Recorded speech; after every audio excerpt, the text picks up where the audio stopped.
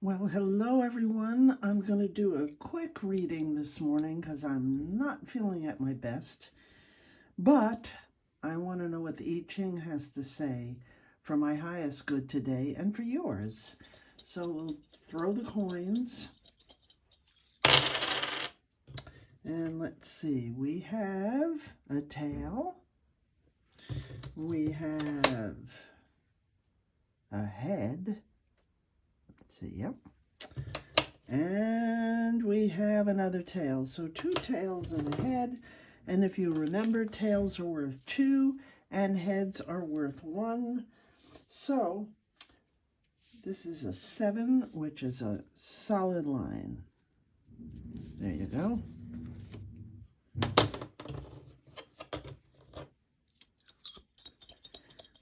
Second line. We have a tail. We have a head.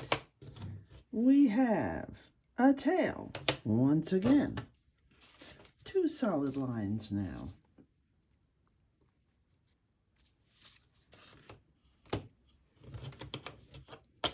I wouldn't be surprised if the I Ching told me, go to bed.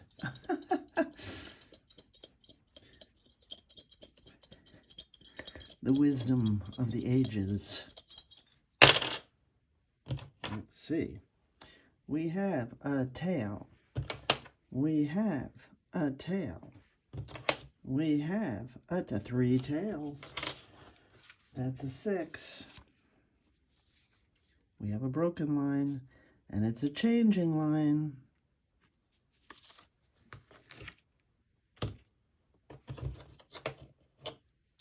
I know that if you keep asking the same question over and over because you don't like the answer that the I Ching gives you, you will get youthful folly, which basically tells you stop asking me the same question over and over again. This book is very smart. How do I know? Because I've done it. Tail. Tail. Tail. Whoa. 3 tails. 3 tails. Okay. 3 tails. What do I need to know for today? What do I need to know for today? It looks like I got another 3 tails. Tail, tail, and tail. Okay, this is a tail kind of morning.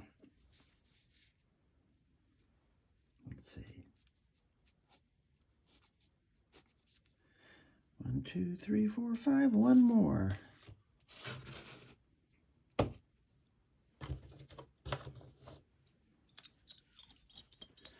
Uno más.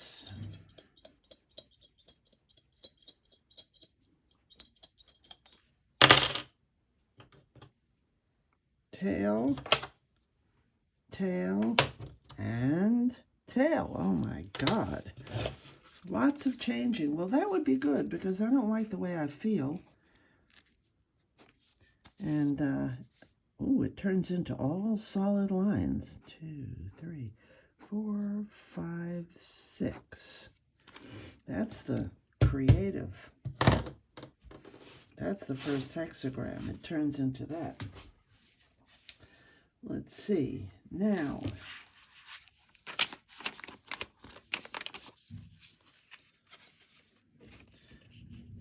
two solid lines and a broken line is tui, and 3 broken lines is kun. So you go from, here you go, sorry about that, tui to kun, which is 19. And it turns into the first. So this is the 19th. And it turns into 1. All right. I'm going to sit down and read to you. 19th hexagram. 19, where are you?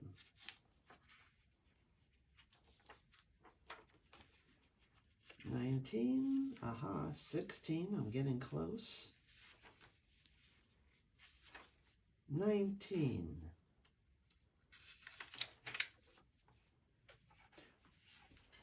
Okay. 19. Approach. The Chinese word lin has a range of meanings that is not exhausted by any single word of another language. This is absolutely true for everything Chinese, I would say. Very complex, very deep. The ancient explanation of the Book of Changes gives as its first meaning becoming great. What becomes great are the two strong lines growing into hexagram from below. Did I? Yeah, I did have two solid lines. The light-giving power expands with them. The meaning is then further extended to include the message, include the concept of approach, especially the approach of what is strong and highly placed in relation to what is lower. Finally, the meaning includes the attitude of condescension of a man in high position towards the people and in general the setting to work on affairs. This hexagram is linked with the 12th month, which in the Chinese calendar means January, February. That's where we are now. When, after the winter solstice, the light power begins to ascend again. Okay? The judgment. Approach has supreme success. Perseverance furthers, as it always does in the I Ching. When the 8th month comes, there will be misfortune. I don't like that. The hexagram as a whole points to a time of joyous, hopeful progress. Spring is approaching. Yay. Joy and forbearance bring high and low near together. Success is certain, but we must work with determination and perseverance to make full use of the propitiousness of the time. And one thing more, spring does not last forever. We know this. In the 8th month, the aspects are reversed. Then only two strong light lines are left. These do not advance but are in retreat. See the next hexagram. We must take heed of this change in good time. If we meet evil before it becomes reality, before it has even begun to stir, we can master it. The image, the earth above the lake, image of approach.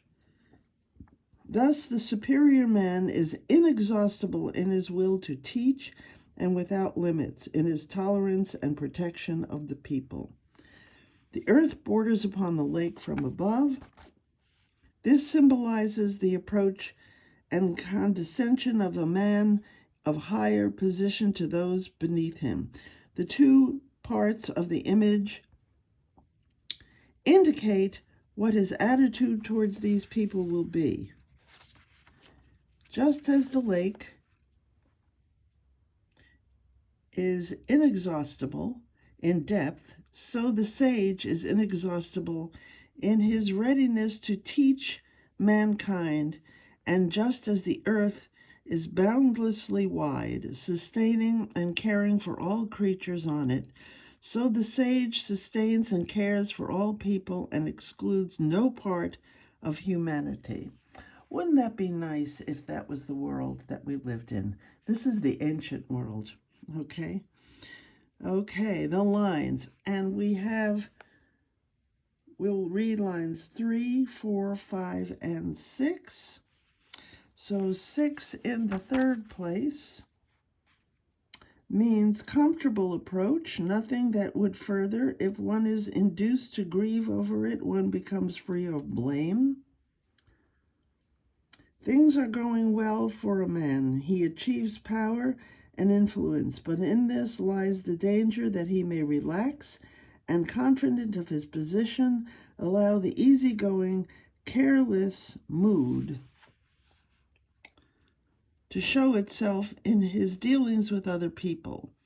This would inevitably be harmful, but there is the possibility of a change of mood if he regrets his attitude, and feels mistaken attitude, as I said, I'm not feeling well. Mistaken attitude and feels the responsibility of an influential position, he frees himself of faults. Okay, this is not a political channel, but it does seem to me that we are approaching something momentous. 6 in the 4th place means complete approach, no blame. While the 3 lower lines indicate rise to power and influence, the 3 upper lines show the attitude of persons in higher position towards those of lower rank for whom they procure influence. Here is shown the open-minded approach of a person of high rank to a man of ability whom he draws into his own circle regardless of class prejudice. This is very favorable. 6 in the 5th place means wise approach. This is right for a great prince, good fortune. A prince or anyone in leading position must have the wisdom to attract to himself people of ability who are expert in directing affairs. His wisdom consists both in selecting the right people and allowing those chosen to have free hand without interference from him.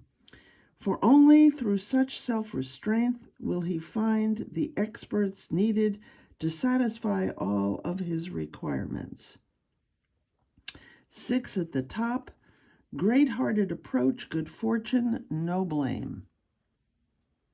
A sage who has put the world behind him and who in spirit has already withdrawn from life may, under certain circumstances, decide to return once more, to be here and now, and to approach other men. This means great good fortune for the men whom he teaches and helps, and for him this great-hearted humbling of himself is blameless. Okay, that's the first half of the book. I was going to go and read from the second half to give you the deeper meaning of this, as the commentaries point to. I talked about the commentaries in my last video, but since I'm really not feeling good, I'm going to leave that for a different day. I will go into the commentaries on a different day. But it seems to me that it has a lot to do with humility and inclusiveness and being able to treat everybody equally. That seems to be the message du jour. So I hope you have a beautiful day. I hope you approach it with humility and know that every single person on this earth is as valuable as every other person on this earth. There are the hexagrams. Oh, I know what I didn't do. I didn't read the creative. I think that's because I know it so well. Let me see. What do we have here? The creative. I am just going to read the beginning, because otherwise I just might fall down. Where is... There you go. The creative. The first hexagram is made up of 6 unbroken lines. These unbroken lines stand for the primal power, which is light-giving, active, strong, and of the spirit. Well, I hope that this becomes me by the end of the day, because right now I don't feel that. The hexagram is consistently strong in character And since it is without weakness, in its essence is power or energy. Its image is heaven. Its energy is represented as unrestricted by any fixed conditions in space and is therefore conceived of as motion. Time is regarded as the basis of this motion. Thus, the hexagram includes also the power of time and the power of persisting in time, that is, duration. Now, the second hexagram, the first is creative, the second is receptive. So this one is heaven and the second one is earth. Heaven is, you can't put your finger on it, okay? It doesn't have physical form.